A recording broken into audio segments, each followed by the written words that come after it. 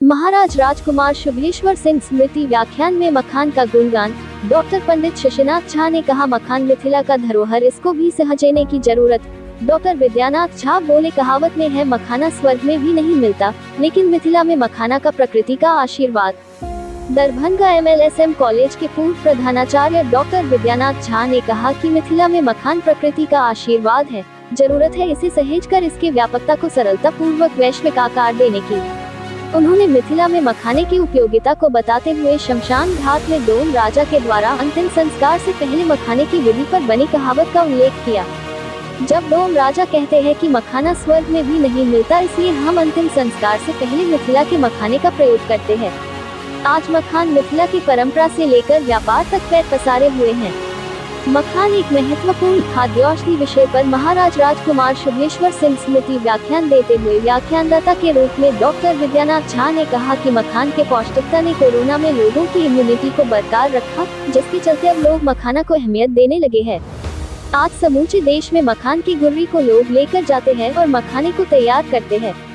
तैयारी के दौरान सफेद रंग का पदार्थ सेमी लिक्विड फॉर्म में होता है और फल जब पक जाता है तो ये फ्रूट बम फूट जाता है और पानी में नीचे बैठ जाता है और इस बीज का रंग काला होने लगता है, जिसके बाद उसे निकाल कर लावा के रूप में प्रयोग किया जाता है।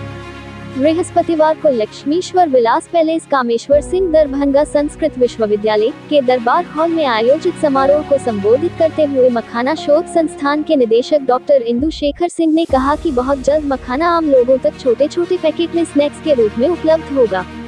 इसकी खेती के लिए लोगों को प्रशिक्षित किया जा रहा है। सरकार चाहती है कि तालाब बचे और तालाब को बचाने के लिए मखाना की खेती आवश्यक है।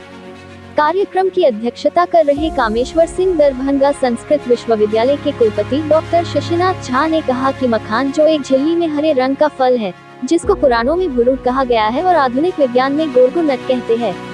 मखान मिथिला का मिष्टान के रूप में रसगुल्ला है, जिसका जिक्र शास्त्रों में है। मखान के बिना मिथिला के कई धार्मिक काम संपन्न नहीं होते, इसलिए जरूरत है इसका अधिक से अधिक पैदावार हो। वर्तमान समय में मिथिला के बुजुर्ग मखान रूपी धरोहर के लिए चिंतित है, लेकिन युवा वर्ग इससे विमुख है। इससे पूर्व कार्यक्रम का उद्घाटन, दीप प्रज्वलन एवं अतिथियों को पौधा देकर स्वागत किया गया। कार्यक्रम का संचालन संतोष चौधरी ने किया, वहीं धन्यवाद ज्ञापन इस्माक के राहुल कुमार ने किया। इस अवसर में ईशनाथ झा, अभिनंदन कुमार झा, सुनीता झा समेत कई लोग उपस्थित थे।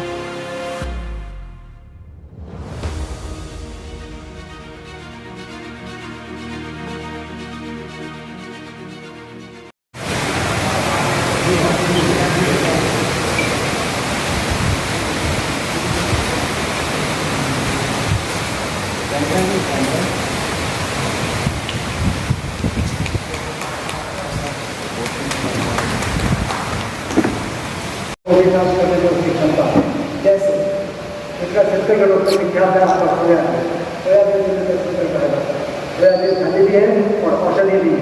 ठीक उसी तरह से हमारा अपना मखाना जो है वो खाद्य भी है और औषधि भी है। एक एक पार्ट अब जैसे मैं शुरू करूँ बायोलॉजिकल जैविक मान, कोई भी खाद्य पदार्थ हमारे लिए कितना महत्वपूर्ण तो उसके जैविक मान से जाना जाता है। जैविक मान हुआ कि जब हम खाते हैं हमारे शरीर में कितना प्रोटीन रहा और कितना प्रोटीन हमारे मन के माध्यम से निकल जाता है, उसका हिस्सा। तो जितना हम शरीर में रिटेन करते हैं उससे उसका बायोलॉजिकल वैल्यू करता है। मखाने का बायोलॉजिकल वैल्यू बहुत नहीं, ये आपको बात 55 के आता है। उस हिसाब से सिंघाड़ा उसका बायोलॉजिकल वैल्यू 70 के आता है। सिंघाड़ा एक ज़्यादा पौष्टिक खाद्य पदार्थ है मखाने, लेकिन मखाना बचता है क्योंकि यही क्या है, मिथिला के 8 से 10 दिनों में मखाना बचता है। जो अपना आज की तारीख इधर दरभंगा में हो गई, उधर की सब चले रही है। कोशी कमिश्नरी का 3 जिला, सहरसा मधेपुरा सुपौल, फिर उधर पूर्णिया कमिश्नरी का 4 जिला, पूर्णिया कटिहार अररिया किशनगंज। आमतौर पर इसी 8 से 10 जिले में इसकी खेती होती है। और इसका वाइल्ड जो जंगली रूप जो है, अगर आप स्टार्ट कीजिए कश्मीर, आपको कश्मीर के जो टेम्परेट लेक्स हैं, खास करके आप नॉर्थ वेस्ट में कश्मीर से लेकर के जब नॉर्थ ईस्ट में मणिपुर तक, मणिपुर में बहुत बड़ी झील है बंकर झील, तो झील में आपको मखाना खूब होता है, हम झील बोलते हैं।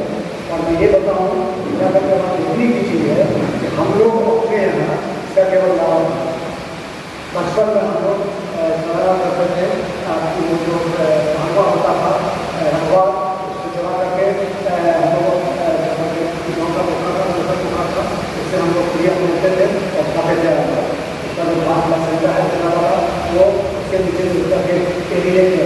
रेड कलर का जो ऊपर आवरण है एक बोर्ड के ऊपर अटक करने में बहुत अच्छा लगता था। और एक दांत से तोड़ के वहाँ से तोड़ करके लीटर वाला निकालते थे, जो कि छोटी छोटी की भाषा में प्रिंस फंड्स और उसको यहाँ विराजमान डॉक्टर चंद्रशेखर सिंह जी जो है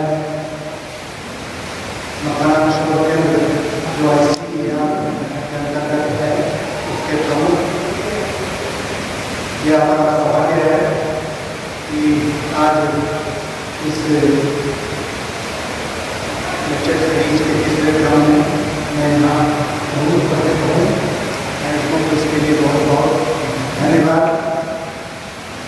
ईशा मत परिवार की ओर से राजकुमार सुभेश्वर सिंह व्याख्यान माला श्रृंखला की तीसरी कड़ी आयोजित की गई है, जिसमें एक मिथिला के सबसे महत्वपूर्ण मुद्दे मखाना के मुद्दे पर आज एक श्रृंखला आयोजित की गई है, जिसमें आज व्याख्यानदाता के रूप में MLSM कॉलेज पूर्व प्रधानाचार्य डॉक्टर विद्यानाथ झा जी आए हैं और वह मखाना के बारे में बता रहे हैं कि मखाना के साथ मिथिला का क्या कनेक्शन है। आज अचानक से मखाना जो है वो वर्ल्ड ट्रेंड हो गया है। ऐसे में मखाना मिथिला को एक संपन्नता की ओर ले जाएगा और इसी मुद्दे पर जो है यहाँ श्रृंखला आयोजित की गई है और इसकी अध्यक्षता कर रहे हैं कामेश्वर सिंह संस्कृत विश्वविद्यालय के कुलपति डॉक्टर पंडित शशिनाथ झा जी और मखाना इंस्टीट्यूट के डायरेक्टर जो हैं दरभंगा के इंदुशेखर सिंह जी भी इस कार्यक्रम के आज विशिष्ट अतिथि के रूप में यहाँ पर मौजूद हैं। और मखाना कैसे हमारे क्षेत्र में आती है, कैसे खेतों में ये उपजता है और कैसे पूरी दुनिया तक पहुँचता है, इसके बारे में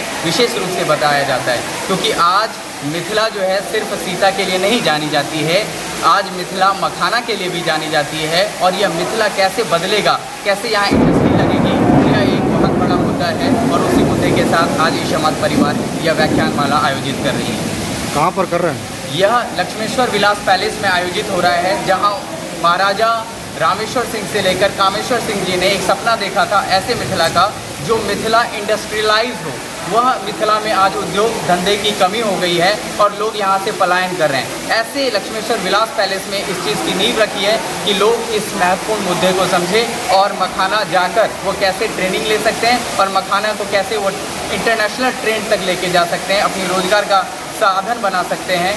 यह संपन्न होगा यहाँ से। अपना परिचय? संतोष चौधरी, ई समाज परिवार कार्यक्रम संयोजक।